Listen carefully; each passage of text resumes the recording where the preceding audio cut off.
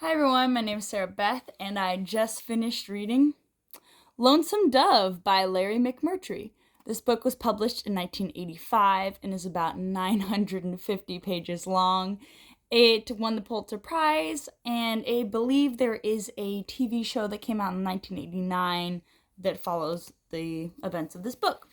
So this is actually, I believe, the first Western I've ever read, and I enjoyed it, mostly because how rooted in realism it is. I believe that there really is no heroism in this novel. It's very much like our main characters are devoted to the law and doing things by the book in that way and preserving their honor. But there's a younger character named Newt in this novel who wants to be a cowboy and has all these ideas of grandeur and figures out that the cowboy life is harsh existence. There is no glory to it. There's no reward for doing such this harsh lifestyle. It's just a very dangerous way to live, and you lose a lot of people you love along the way. You lose a lot of sense of self as well. And I think that's a big proponent of this novel. There's a lot of different stories and a lot of different points of view that come into this novel, but the main premise, there are these two old cowboys, Gus and Call. They were rangers in their day and fought the Native Americans, and now they've settled down in Lonesome Dove, which is a town in Texas on the border of Texas and Mexico with the Rio Grande. They go across the border and steal horses, even though they hung horse thieves in America. Apparently, for them, it's okay in Mexico.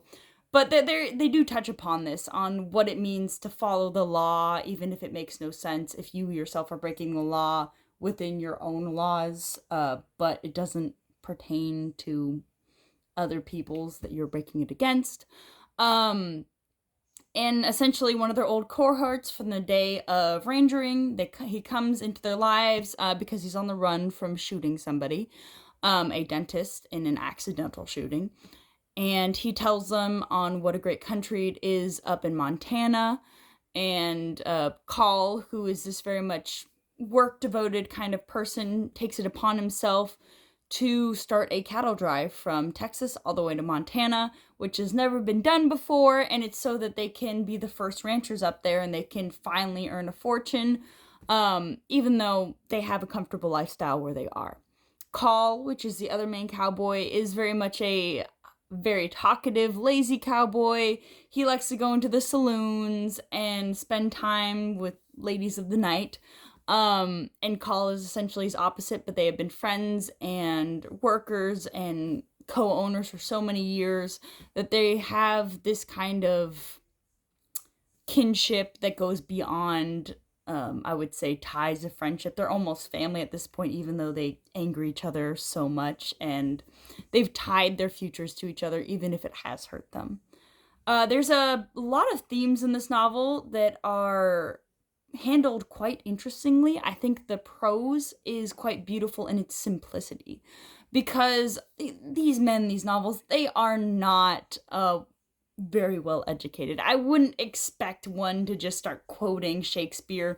Call, who went to college for a certain amount of time, at one point knew his Greek alphabet, and that's he's the smartest one, even though he's forgotten almost all of it, and likes to use Latin terms and pretend that he's very smart just because he likes to make conversation. But it speaks to that time period on what people were actually able to do, how much they knew about writing and reading, and I wouldn't expect themes to be put on in a very hands-on term. It's very much what you glean from their lives and the sorrow that comes from lives lived in their way, the plight of the ordinary man during such a harsh period.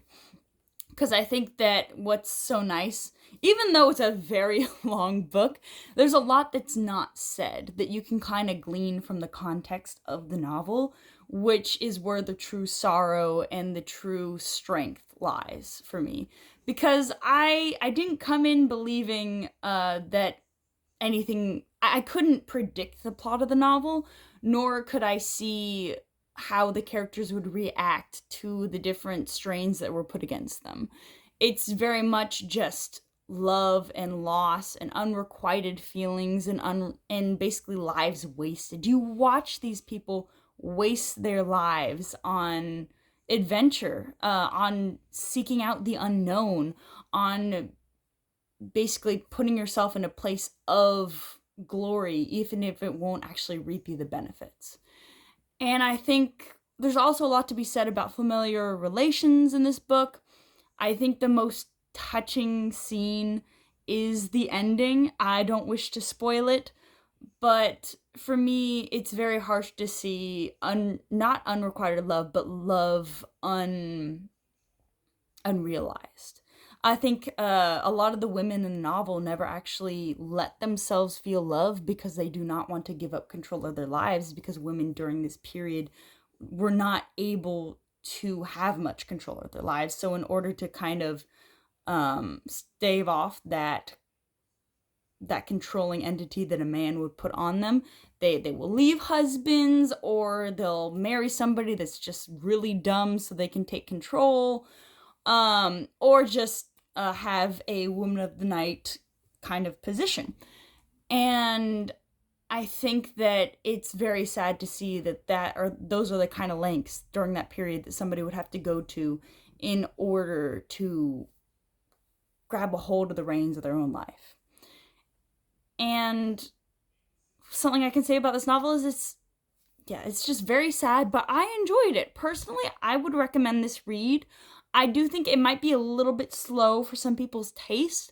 There are certain action events, but I would say they're well written. I can understand the scope of everything happening, and it doesn't suffer from what I like to call shaky cam, where the author can't really keep a focus well enough in one place so you don't understand what's going on. There's not that problem here, which I enjoyed. I could keep track of what the characters are doing.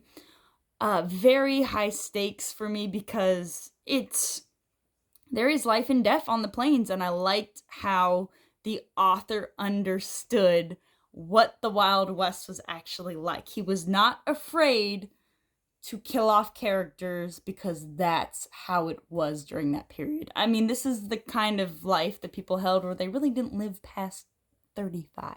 Like at 40, you were quite old. And this novel speaks to that, and it shows that lifestyle that people were living at the time period and how that came to be. So, once again, recommendation for me. Hope you have a good one. Thanks.